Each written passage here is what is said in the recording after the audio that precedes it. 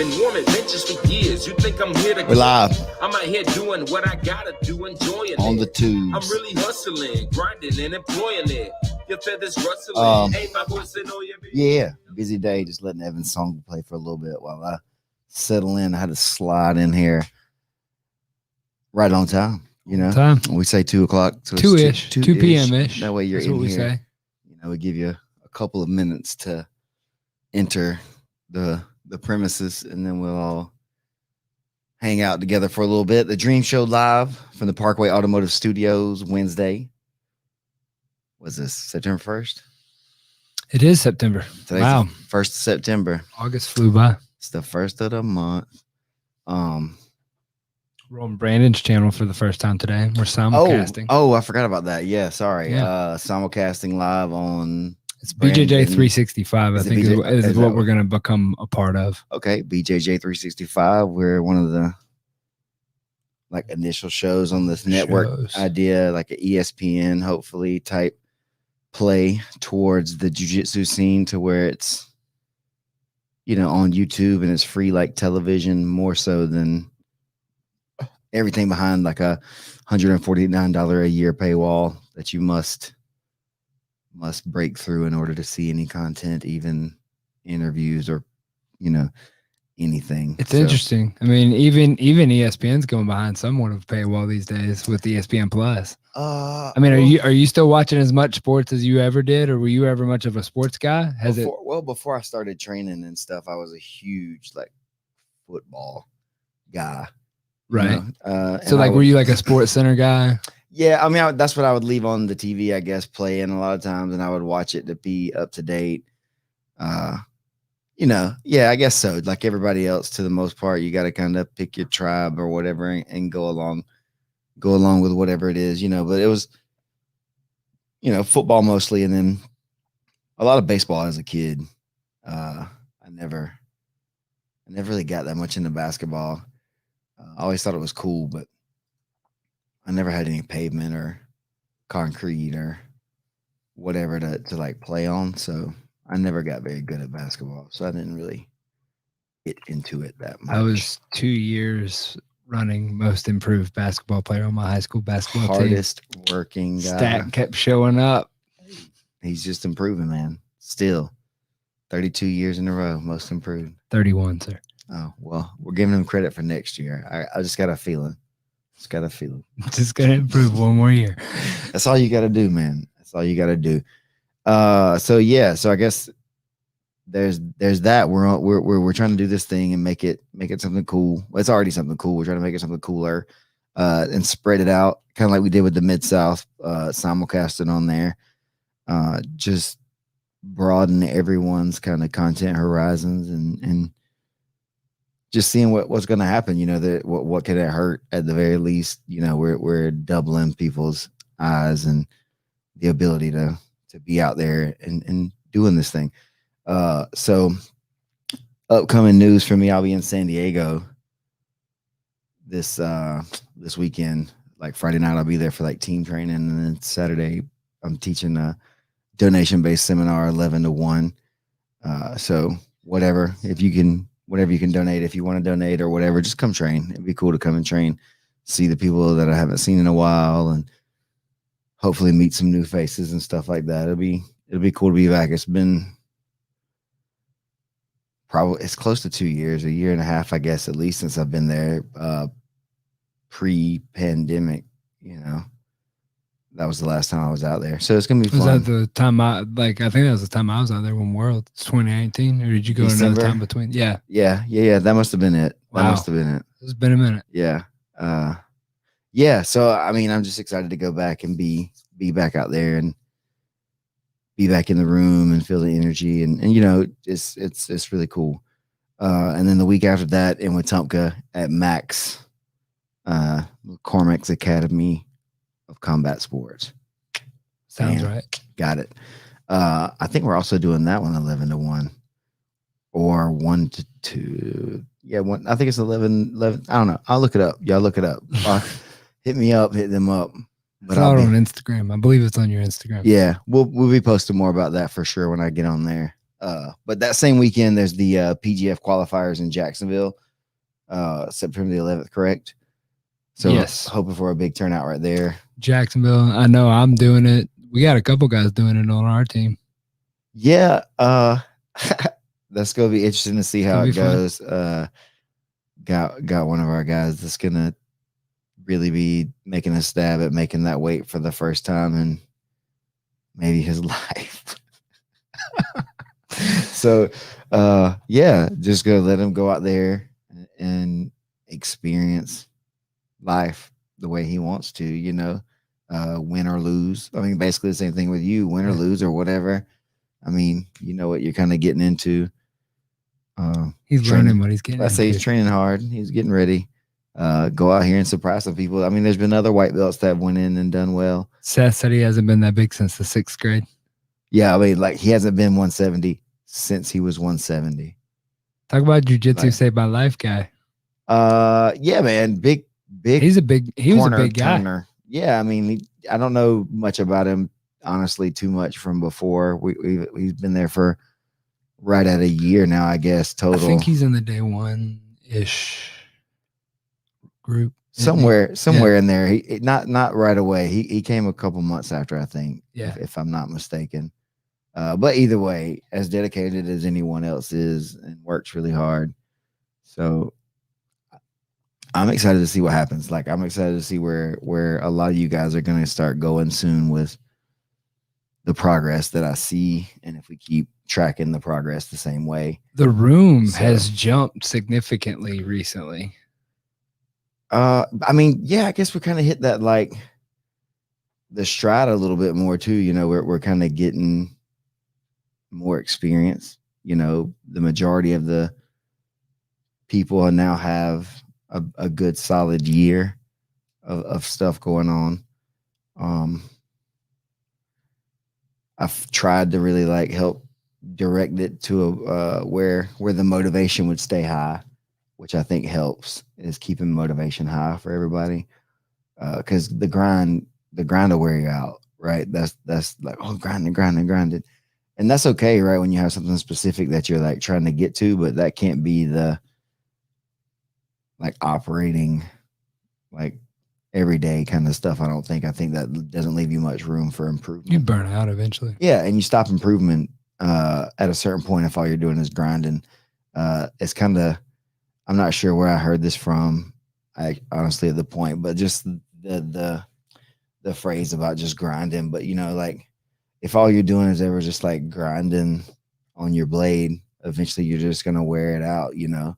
Because you're wearing away at it the whole time. You can't just keep grinding. Sometimes you just got to polish it, which means putting like a soft touch on it and just cleaning up everything and getting the edges right. And I think that's as important, or maybe more important a lot of times, than the physical like rigor of training, right? There's a huge element of that. Obviously, don't, you know, like conditioning is important at the highest levels, of course, don't get me wrong.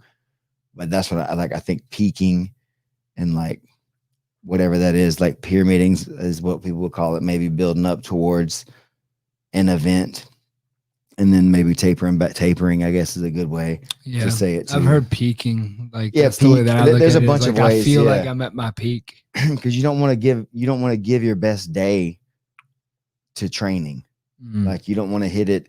You don't want to be your best 3 days before your competition in the training room and then just be flat on the training day because you push too hard right up until the day, you know, maybe the day before or so it's something like, you know, I've had instances where, and a lot of it is dealing with people needing to make weight. At least in my observation is that when people are really needing to make weight a lot, the conditioning level and everything, as far as like the level of training, is a lot higher at the end of the camp. Which typically should not be the case. Like towards the end, you should be not having to do a lot. But there's some people, and probably they're the professionals now. I don't know. I guess, like I said, I'm speaking from like an outsider's perspective and seeing people do it a bunch of different ways. So the professionals probably do a little bit better job of that, like real high tier professionals. But it's been my experience and seeing it, that people are doing way too much the day before a weigh-in. And then a lot of times people are fasting, to put it nicely, too much. And then there's a lot of people that are not getting enough water at the same time that they're doing all these things. And so that's just not good, like for your performance and stuff. So I think, I don't know how we really got off on that tangent. Overtraining, overtraining too much, like trying to peak. And so that's the thing. You can't just keep like grinding it out. At a certain point, you got to be able to sit and chill with it, and like let your body heal and just be still and like ready. And I don't know, the balance. Yeah, I think that's what we've been trying to do. And we try to look out for each other, and we try to like push each other, but nobody's really had a big thing going on, like except for with your stuff that we're pushing for. So there's been no reason to just be killing everybody every day. But when we do it, everybody's ready to go. Like it because it's the edges are sharp or polished, like you were saying. And they feel better every day coming in there. I think they show up in a little healthier space. When you feel good, you do better. When you're happy, you do better. Yeah. So not when you're banged up. Yeah, it's just like that's an element of it, right? Again, like that's an element of it, and I think everybody's dealing with that to their own degree. But yes, you can't make it all just like suffering. There's got to be a element of shared suffering where everybody's like building that team, strength and bonding and different things. But that doesn't have to be every day. Like I think that's the biggest thing, is that you can get that. But once you know who's tough and everybody knows who's tough, and that stuff's kind of been established a couple of times, you don't have to really like, unless things slide too far one way, out of bounds, you don't really have to go back to that kind of checking adults, or whatever, to really try to get them back into a dedicated, like team oriented kind of space. I don't know. But yeah, I think I know that we're all trending in the right direction, picking up a lot of new information, like all the time. Everybody's going out trading in different places and stuff. So it's forcing everybody to stay like on the hunt, and trying to like improve themselves, both with their game, but then also just like with information. Like I have to go out and that's what, like, as a coach, have you seen, I was just fixing to touch on the fact that like you've started covering some details and stuff that like you wouldn't necessarily like deem it your game or something that you would be like, oh, I met this guy, he's this. Like, I mean, specifically, I'm talking about legs. Like, have you seen a jump in your coaching and all that? Well, yeah, because it's like I that's not the best part of my game, right? And so I tend to let other people teach that stuff when we're around. But I mean, I've picked up some magnificent details from like your classes over the last month. Like I know stuff. That's the thing, is like I feel like I understand it really well, but I never really sat down and went through it and got my own reps on it a lot. So it's hard to like demonstrate it fluidly without sitting down with it a couple of times, and then once I sit down, then I have, that's the thing, and then finding the right partner to go through the motions with, the right uke, sometimes is pretty crucial too. And then like, it's been, I don't know how many months now, but several months we've been talking about getting into it more, because guys were asking some specific questions about like K-guard and different things like that we have not went over yet. And so I was like, all right, I'll start looking to build what I think is the right kind of curriculum. And then got guys like Zach that we bounce back and forth, like stuff that I see and like what I present in class or whatever. He'll be like, well, what do you think about this? And then it's like, well, this, I like that, don't like this, and then other people come into class. And like I said, we've got guys like Taylor who are training at other places, and he's out there bringing in other like entries and positions and tools and Jimmy's coming over, stuff. We got a lot of different people bringing their own perspective to the room. And so I think we're getting a lot of like real like ideas set out in time instead of just trying to just follow a set path. We're working on a lot of like there's a lot of paths, right? And that's we do a good job of that in a lot of other things. But truthfully, I never sat down enough in my leg game to be the best leg attacker, right? I got pretty good at defending and evading and getting out and going and running away. Yeah. Knowing how to engage and pass and different things like that, because I wanted to pass. I wanted to get on top. I wanted to smash, catch the stuff that I like that. So I didn't want to, I don't want to say waste the time, but as a competitor, I didn't want to waste the time that I had left right there trying to like reinvent myself and my game. You were in the MMA world too at that point, right? Or for a lot of it, when you're in the grappling world. Well, yeah, but it's still, I guess that was basically the same thing up until like the last 2 years that I was in San Diego. Maybe 2 years is too long too. Maybe I was only not fighting for a year when I don't know how the timeline really goes. But I was still teaching MMA too, so I was still having to I was still having to keep that like mindset of the MMA mindset, even though I wasn't necessarily like fighting. And then I don't know, you like what you like, right? So it takes a little bit of time for things to come through. And like of the time that I had, the tools that I could sharpen the best, learning how to engage and defend was going to be the best thing, instead of learning how to sit down and just like start leg pummeling with everybody to try to win a leg pummel battle. Because I just kind of, I had started behind the 8 ball. I was from the old school ish way where people didn't let you do your leg locks until you were an advanced rank or whatever. So like I didn't have as much knowledge as lower rank guys did on some of that kind of stuff. So I just leaned into what I knew, which was really good guard passing. And so I would invite them into some of their entries, and then I learned how to start passing off of much of the entries that people can do, unless they were really good, and if they're really good, then they could catch me. But it pretty rare.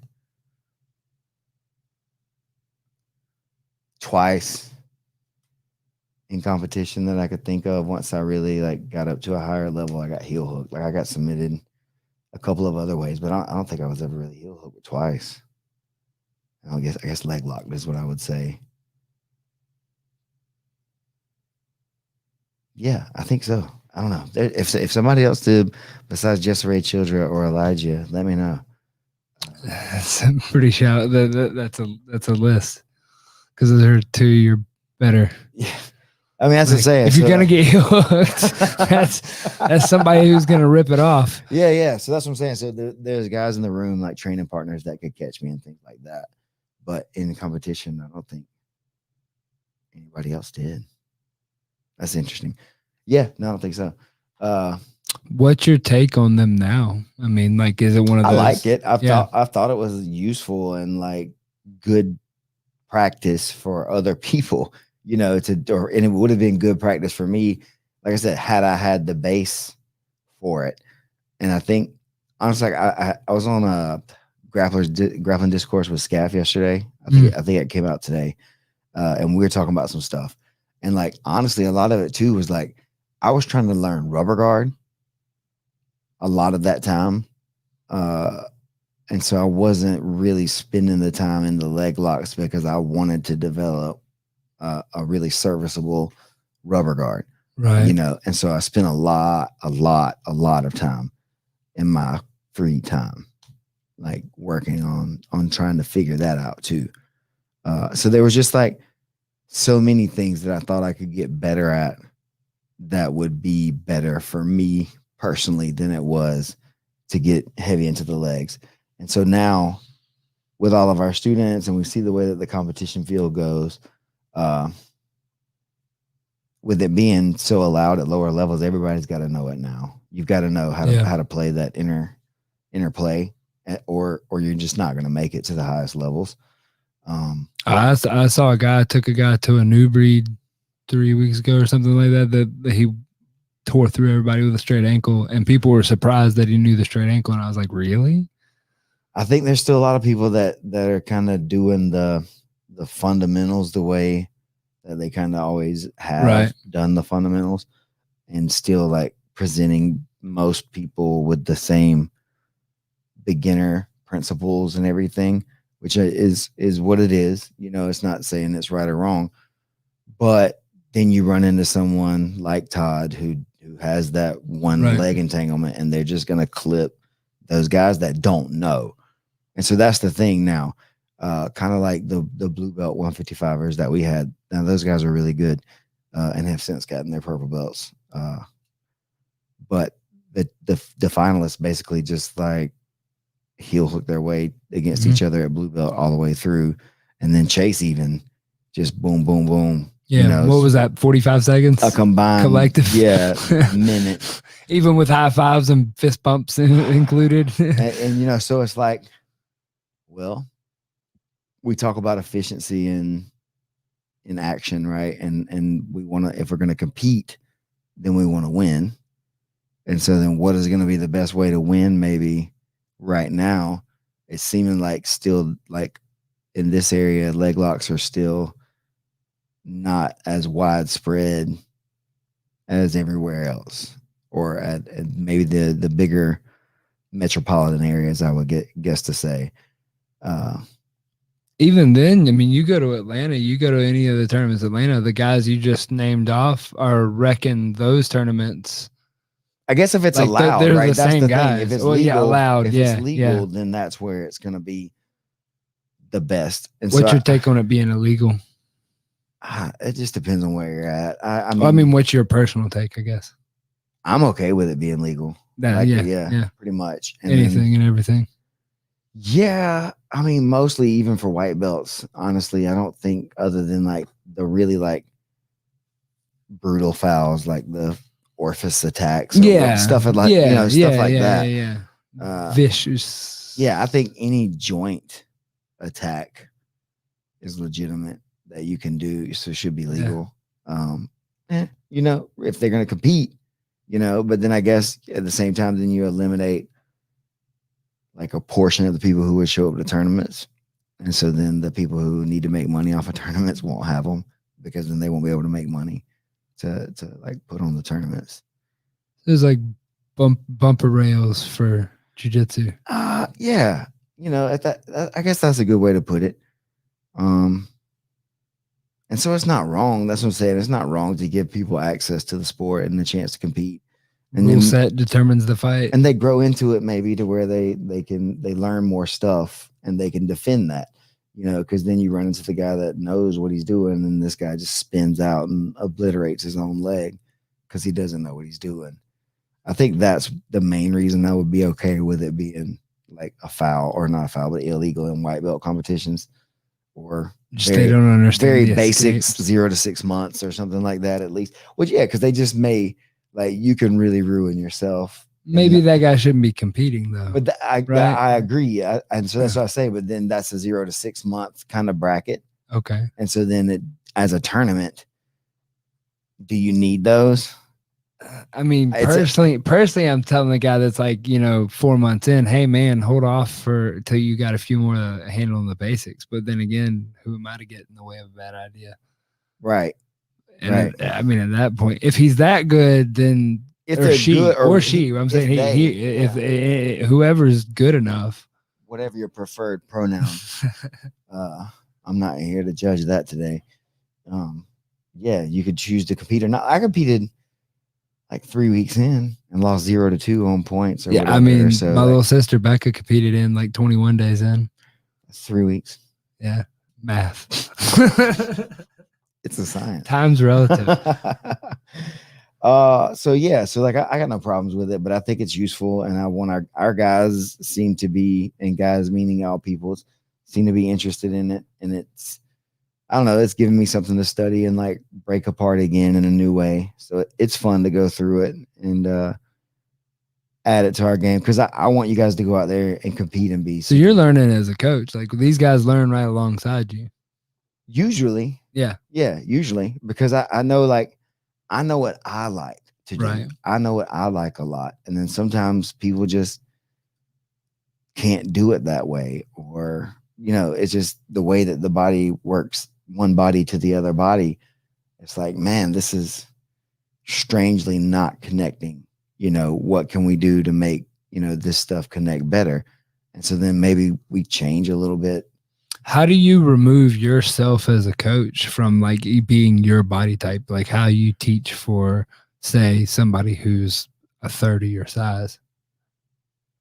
I ask them what they feel, what they think, and what, like, it, like when they're with their partner or whatever, you know, and like ask their partner, what do you know, what would you think in this scenario right here when they, you know, are doing stuff? And if it seems okay, then it's just kind of, oh, I guess that's okay. Yeah, you know, like I would, and I still lean on that. This is what I would probably do myself. I prefer or would like, you know, this is what I'm looking for. We had that conversation last night about, like, you were asking me if that hurt my knee, and then I figured out that your position worked better because of what you were doing, because you're like, my knee, it hurts my knee, but it didn't hurt my knee, but like the position worked better right when I did it the way that you were talking about. And I was like, oh, okay. But you approached it from like where I was positioned, and so it made sense to me. Yeah, well, see, that's the thing, is that because I wasn't sure either, though, because I didn't know if you had seen something and you were sitting down that way to make your lock. It was what was comfortable to my leg. Right. And so sometimes that's good, you know, and so sometimes that's all you need, is like you get it and it's comfortable to you. And then, but what I just, through me playing with it, anytime I would do what you were doing, it just kind of hurts my knee and like my hip and stuff. It just doesn't feel comfortable to me. And so once I started changing like the orientation of my foot, I feel like it gave me a better like lock. And that's, as soon as I did it your way, I was like, oh, that is a better lock. Yeah. But like it wasn't, I didn't feel the tendency into like seeing that from your point of view, and taking the time to explain it that way was like, I think that's the biggest point, is trying to sit down and figure it out. And like I was almost willing to just like walk away right there, right before you know, you kind of like hit it again, and just like, oh, okay. And I was like, I mean, if you're comfortable right there, I didn't see an issue with it. Right. And if it felt fine to you and I couldn't see anything wrong with it, what am I going to tell you, you know, about that? Maybe just because I like, that's the thing they got to say about people with me, just because you know, you can't do it don't mean I can't do it, you know, or just vice versa. You know, you can't just tell me your way, because I may not physically be able to do it the way you're able to do it. So I think body types matter a lot. And I don't mean weight classes. I think people get too caught up in pounds on the scale or whatever. I think everybody's like, oh, you guys weigh 170 pounds a piece. That's a weight class. But then you get guys like that Scarecrow of Doom guy. Right. And then you get guys like Randy. You know what I mean? Yeah. It's like completely different body types, but they weigh the same. Yeah. Yeah. And then they don't do the same jujitsu. They can't physically. So you can't sit down and tell everybody you have to do it this way. Like a lot of people can do it that way, but like specifically it doesn't work like that. And like some people aren't, with short little thick legs, not going to be triangle machines. It's just not going to be what they do, you know? So you got to kind of play to your athlete's attributes. And if you see something is different for them, or like, for instance, I guess with Becca, she's very small. She's 5'1", and her foot is small. Her legs are kind of short for most of the people that we roll with. And like people that are lighter still have a hard time like getting control of her foot and leg and her shoulders even and arms because Everything's so narrow. There's not as much to hold on to. Yeah, you have to be super And she knows how to like just right, exactly. And so like a few times I'm like I've already went through this stuff with someone else like on how to trap Becca's foot. So I kind of got it sort of now, right. And so I just was like, yeah, you just kind of do this. But then the other person, Alyssa, for example, they're both females, but maybe they're not the right like matchup to be same thing, different body types. Yeah, just different body types. Yeah, Alyssa's taller, got bigger legs and feet, you know, she's longer. So it's like it just doesn't quite easily match up. But then once we finally got Alyssa to like the understanding of what like how to get the foot stuck and then how to like start moving through it, then she could start getting it. Is she gonna ever really high level at catch Becca? Maybe not, because it's gonna be super hard for her to catch that. But unless she does, so like then that comes to choosing plays, right? Then she has to choose to do the reps to get the control to get that, and then that's the individualized stuff that you got to kind of come up with on your own.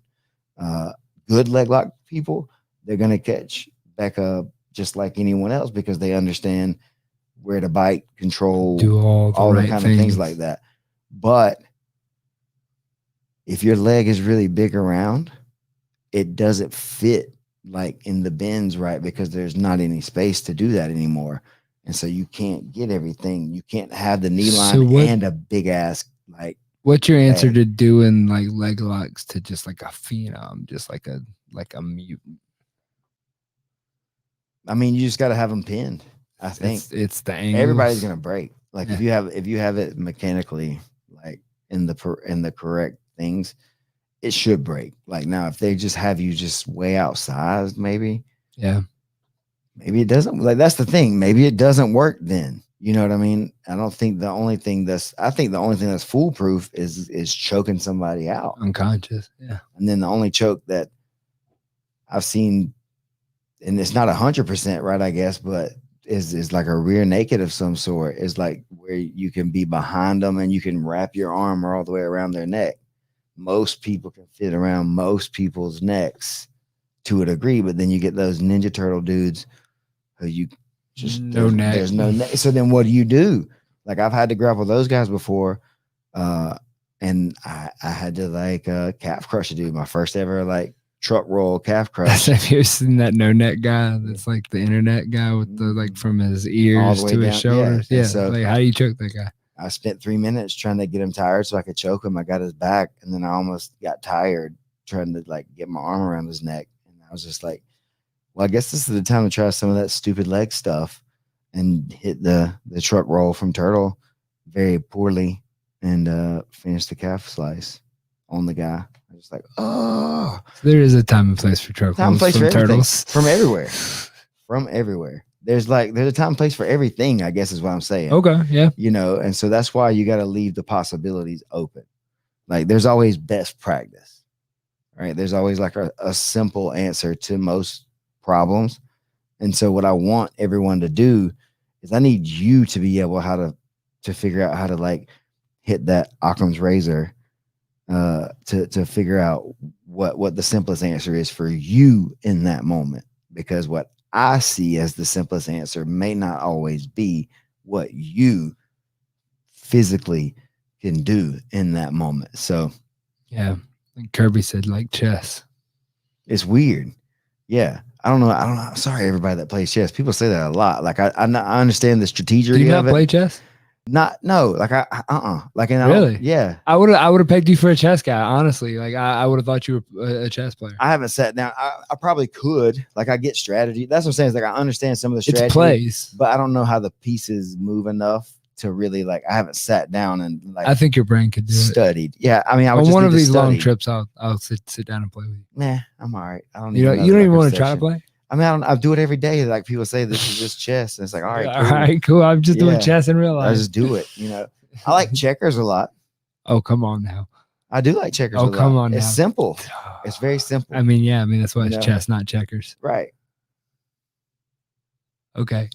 You might have just lost some viewers. I don't care. Y'all overcomplicate stuff. Okay, yeah, true. Touche. They say 3D chess would actually be easier than chess itself. So I don't know. Just you put limits on yourself when you make people only be able to do certain moves. And I think that's what chess does. This person can't move but this way or that way, and this person can do all these things. You know, I don't know, man. I don't know if I can get behind that. Like, I understand soldiers and war and all that kind of stuff. But like your shoulder can only move in certain directions. So you are limited by your physical being, correct? But what if I don't have that right hand? Exactly. Right. So now you're limited by that. So now you lost your pawn. But then you're playing the game against somebody who already has, you're always starting off with equal attributes. Right. In chess. That's not jiu-jitsu. Okay.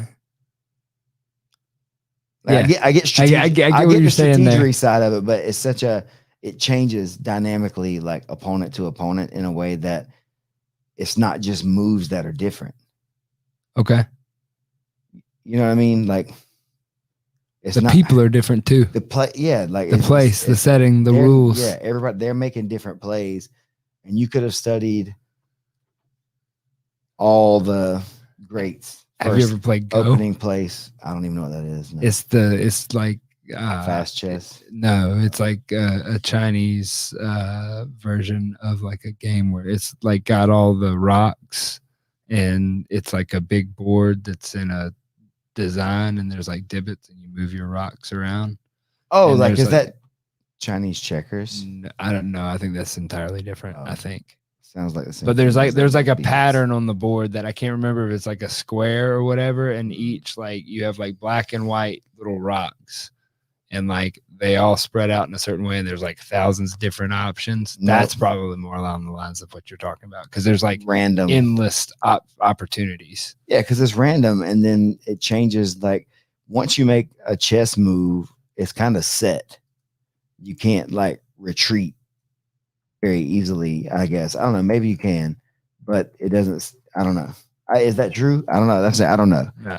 I don't know enough about it, but I know that people say it's chess. It's like chess, and I get the setups, but a lot of times I'm trying to set up certain things, but if they're not doing the move that I need to set it up, how can you physically force them to do that movement that you want? Or is it that everybody will just flow to where you want them to go if you hit the right spots? If you do the right movements or patterns, is that what you're saying? I'm asking, yeah, I guess. Is there a possibility that you can just go in and just say you're gonna hit the right buttons every time and make this certain play every time? Well, I mean, to argue that would be, I mean, that's what Gordon Ryan has done a couple times, right? But I don't know if he went like, so that's the thing, is like he's kind of called his finish.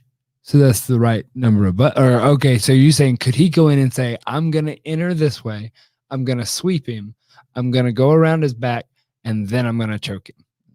That would be what you're saying. Like, Right. you could call your shot for shot, like pool. Because from my limited understanding of chess, isn't that how it kind of starts? Is that people have certain like beginnings, and then that's how it kind of starts. Is like, yeah, there's like like an opening sequence tells me, okay, you pull guard, and so like, yeah, I'm gonna pull, whatever. So I don't know. That's what I'm saying. I haven't spent the time studying chess because I've studied a bunch of what other stuff. Everybody calls you. Yeah, I guess human chess. Yeah. Human cockfighting. Yeah, like you're developing the pieces and you're doing things, and you put them. You never move the same piece. You move your castle. Like, there's certain like rule sets that you go by that you're not like, that you don't break. And those are, like, from my understanding, I'm what I would call a purple belt in chess. Like, I know all the moves. I know how to do all the crazy stuff, and I know how to like do it, but I couldn't tell you the name of it. I couldn't tell you why I'm doing it. I just know the patterns. But like, one of my earliest memories was learning how to play chess. So I love playing chess. I mean, I get it. I play on my phone all the time. You want to like trap their king. Yeah. So I mean, there's a goal, there's a finish, there's no more moves they can make, and they're stuck. Basically, they have to give up. And I get it. It can happen from a bunch of different ways, and it's not just like checkers where you got to like take everybody off the board. In chess, you only got to take the king. Yeah. So I get that. That's a go board on the screen. That's like where it's got all the different things. If you just like type in go game on Google, it pulls up like this board with a bunch of like black and white little pebbles and like squares. And there's like thousands of different opportunities and like all kinds of things to be able to do your different movements. And I think it's like the final thing is to have play Scrabble to where the other guy can't play. You play Scrabble. Yeah, I play Scrabble. Pretty good. Pretty good at Scrabble. Trying, hey, I'm not good at that old Go or that chess. Yeah, but it is what it is. Let me get this Zephyr Heels off over here. They're not paying us anything. They're not paying us anything. No free advertising. It's weird to see myself over here. Yeah. So strategy wise, though, I think it's more easy. It's been proven to be more efficient as of late to enter people's legs and start to get towards finishes. I do not think it's too dangerous for people who are going to go compete to do heel hooks or leg locks or reap the knee or any other part of jiu-jitsu. No reason not to train day one guy. Might as well. How to do a heel Might hook. as well. Yeah. Because I mean, you're going to teach him an armbar. I mean, if he's there on armbar day, you got to break a guy's shoulder or his elbow or whatever in theory on all these other days. So if you can understand, like going through it with control and teaching everybody how to move through the control points of everything, it's the same thing. It's the same thing. And so you don't go out there repping arm bars and just start yoking your boy's arm bar while you're going on it, right? And so it's the same thing with the legs, but I think people are just so like worried about their own leg a lot of times that they hurt themselves. Yeah. Unfortunately. So you just got to keep it chill and let everybody know it's safe and nobody's going to hurt you, and like just go through the motions, right? Teaching them, like you got to go with the dance or that's when it's going to hurt you. You know what I mean? You got to just stop resisting. Stop resisting. Pop. Yeah. What time is it? We're right at 40 minutes. You're at like 2:45. 40 minutes. Okay, hold on 1 second. Yeah, did you have anything else you wanted to touch on things? We definitely went off talking about leg locks. Yeah, I was gonna shenanigans. Kind of open with this, but it did not work. Is Instagram on this thing right here? What do you want? Instagram to pull up for you to see or for the people to see? Just for the people to see. The people can't see it. Okay. All right. Well, everyone look up Tex_Jitsu. That's who's hosting the raffle for Zach Edwards. And if anybody, unfortunately, what was that again? Is it Tex_Jitsu on Instagram? There's a fundraiser that was started, and there's several really, really cool prizes that are out there. And like it started to get donations to the GoFundMe for Zach Edwards, and a lot of people are donating to the GoFundMe. We think through the raffle idea, but they're not turning in their like donation to him for the raffle. And so there's a lot of really cool prizes that like literally nobody's going to hardly win because there's just not as many people turning in their notice that they donated to the thing. So if you're donating, even if you're doing it from the kindness of your heart, try to just go take one of these prizes that's in this raffle at the very least. And if you guys haven't heard about the raffle, go jump in that, donate to the GoFundMe for Zach Edwards, who passed away throughout the night yesterday. I guess it was yesterday, right? Or the day before. It's been a blur because I saw it and it was so quick. Yeah, I think it was yesterday. Yeah, it was yesterday actually, and that was strange.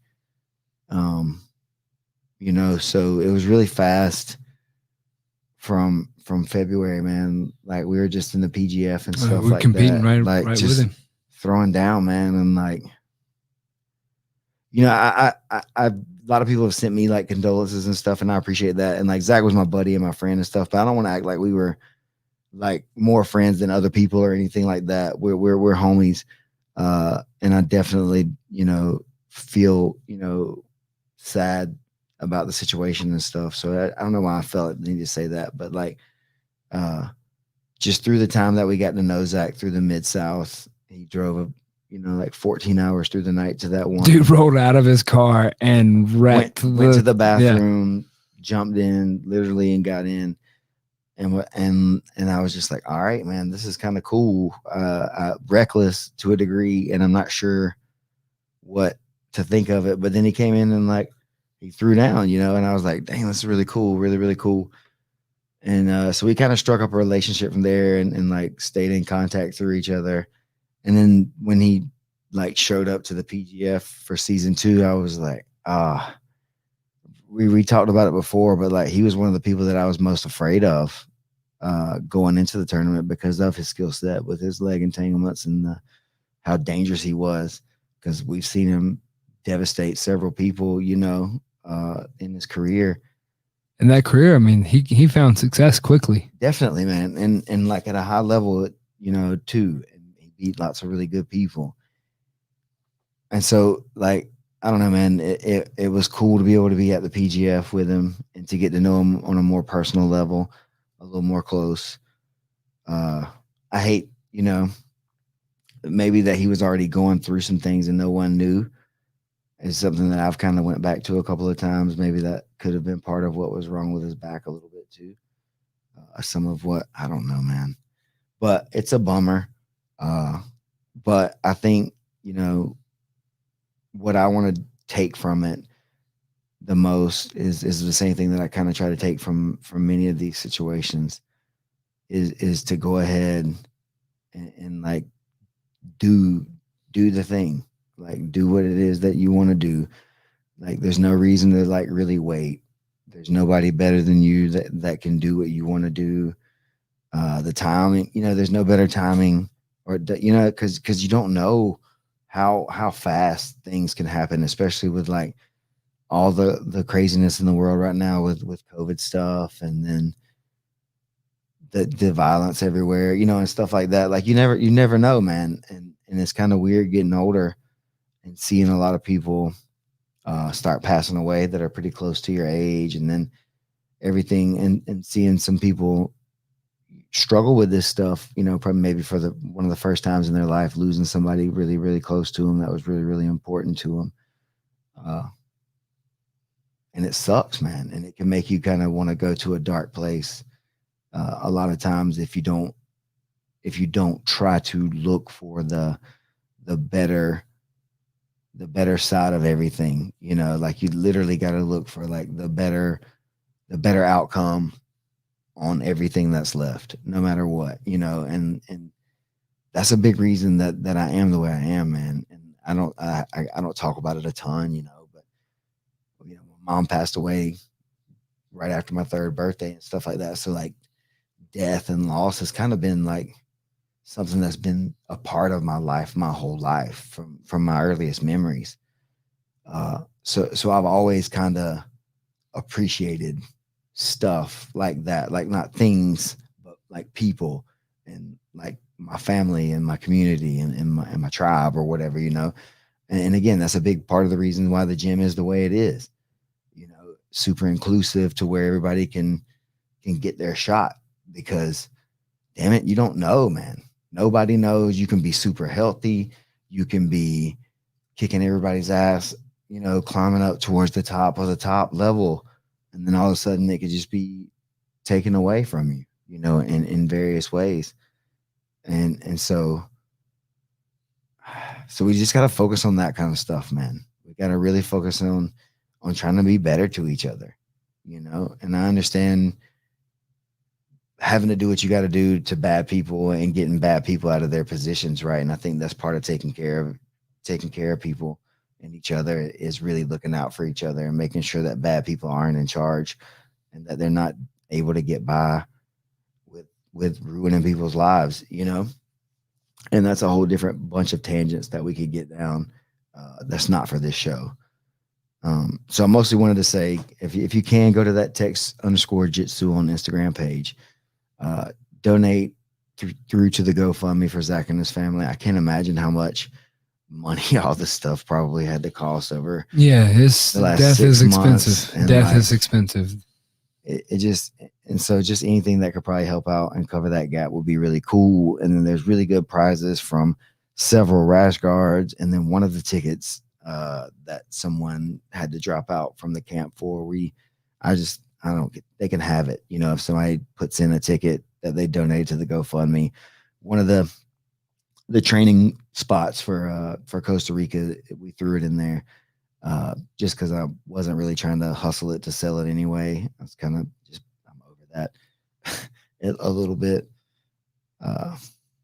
Yeah, so I hate to kind of like put that little like damper. I wanted to do that in the beginning, so maybe we could like. That's not a damper. I mean, he lived. You know? I mean, the dude was living. I know, man. To the end, guess so. like I saw him out there. I mean, and it was. I mean, like we said, it was fast. I mean, he was doing a competition in February. So he did a couple more after that too, I believe, you know.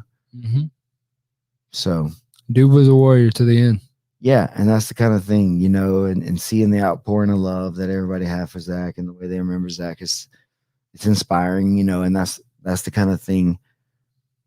I think that's the kind of thing I wanna be able to do and have as people that, you know, really can look back and feel like I did help affect their life in a positive way, as many times as I possibly can, as many people as I can.